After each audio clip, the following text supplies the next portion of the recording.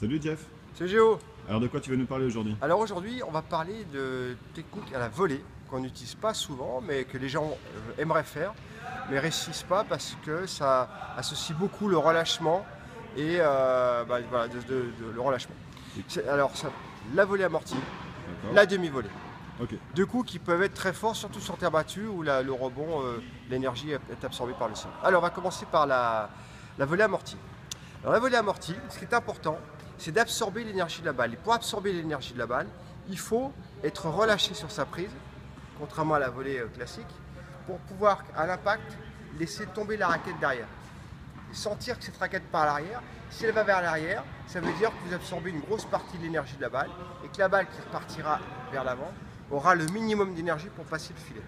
Pareil sur le revers, ici, et je laisse tomber mon tamis vers l'arrière, c'est-à-dire que la balle pousse la raquette vers l'avant. Et donc pour réussir à ça, il faut vraiment avoir ce relâchement au niveau de la balle. Donc voilà pour la volée, petite démonstration, entraînez-vous. Et en travaillant ce relâchement, ça vous aidera aussi pour l'amorti et avoir la sensation qu'il n'y a pas de besoin au tennis de forcer sur les avant-bras et le poignet. Pour la volée, la demi-volée, ce qui est important, il y a trois éléments qui sont importants. La première, la flexion des jambes. C'est-à-dire qu'on ne va pas la chercher comme ça, il faut se forcer à descendre les jambes pour garder la tête de raquette au-dessus du poignet. Ça, c'est la première chose. La deuxième chose, c'est d'avoir un tamis légèrement ouvert pour que la balle, quand elle arrive, elle reparte vers le haut pour repasser le filet.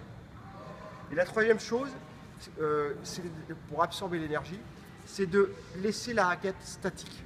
C'est-à-dire ne pas pousser avec la balle, mais laisser la balle rebondir comme sur un mur ouvert. Ce qui fait que la balle va arriver, elle arrive comme ça, elle va rebondir comme ça et elle va repartir avec le minimum d'énergie. Si on commence à bouger le tamis, on a les chances de changer l'orientation du tamis, donc de faire la faute, ou de rajouter donc de l'énergie à la balle, et c'est tout ce qu'on ne veut pas faire, comme pour la volée amortie. Démonstration? Parfait.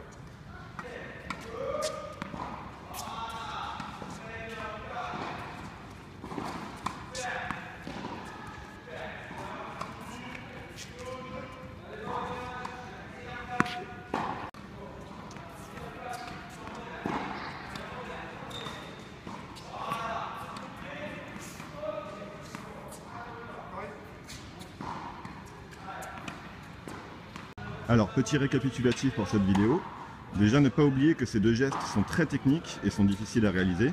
Très souvent, les joueurs tentent de faire des volées amortis alors qu'il est plus facile de faire des volées claqués. Mais le point clé qu'il ne faut surtout pas oublier, c'est d'être relâché et d'absorber la puissance. Et contrairement aux volées claqués, ne pas être rigide sur le poignet.